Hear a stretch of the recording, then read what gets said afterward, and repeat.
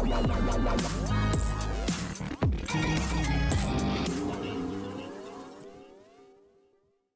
Guys, you are watching serial Siyapa. Channel को subscribe कीजिए और वीडियो को लाइक शेयर करना भाई बिल्कुल भी ना भूलें।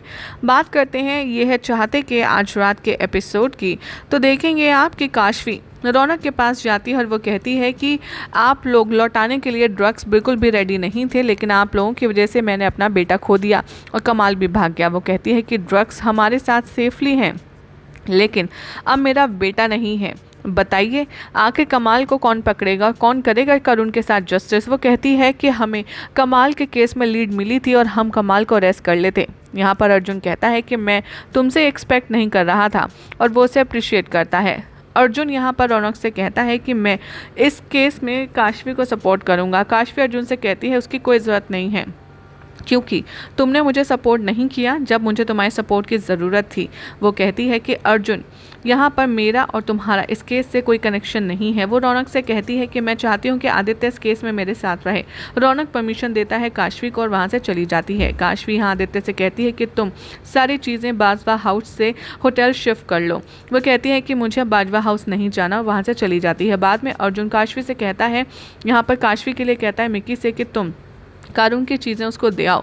वो कहता है मिक्की से कि तुम कारुण की फेवरेट चीज़ें काशवी को दो, और वो कारुण की favourite hoodie, shoes, toy, pillow Mickey को देता है और वो रोता है। मिक्की कंसोल करता है अर्जुन को, वहाँ से चला जाता है। थोड़े टाइम के बाद काशवी रोती है। कारुण की चीज़ें देखकर वो रिकॉल करती है जो भी उसने टाइम कारुण के साथ बिताया उनको।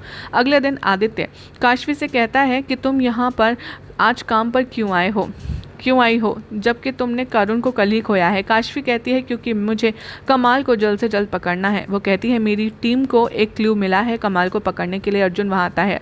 काशवी अर्जुन से कहती है तुम यहाँ क्यों आए। अर्जुन कहता है कि रौनक सर ने मुझे भी परमिशन दी है इस केस में काम करने की। वो कहता है कि कमाल का केस यहाँ पर चेंज है और जब से शुरुआत से है वो मैं ही हैंडल कर रहा हूँ और कारुण मेरा भी बेटा था। वो उसे याद दिलाती है कि तुम मेरे सामने मत आना, मैंने तुमसे कहा था। वो कहती है कि मुझे तुम्हारे साथ काम नहीं करना अर्जुन, क्योंकि तुम रिस्पॉन्सिबल हो हर एक चीज़ का। वो कहता है बस करो बहुत हुआ।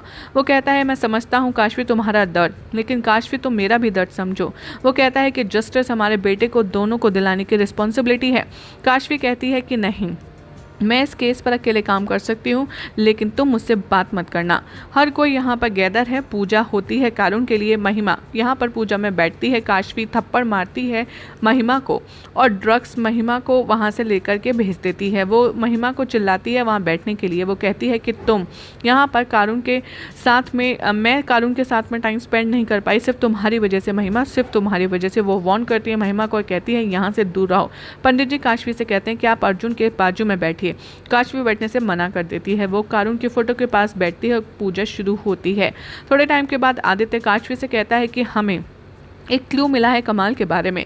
वो उससे कहता है कि तुम मुझ पर भरोसा करो और वहाँ से चला जाता है। वो फाइनली कारुण को ढूंढ लेता है और वो कहता है कि वो यहाँ पर जिंदा है और वो हक करता है कमाल को। कमाल कहता है आदित्य से कि हमारा काम कर गया प्लान, और वो हंसते हैं। आदित्य रिकॉल करता है कि कैसे उसे पता था कि काशवी और अर्जुन की झूठी फाइट है और उसी ने ये सारा प्लान रचा।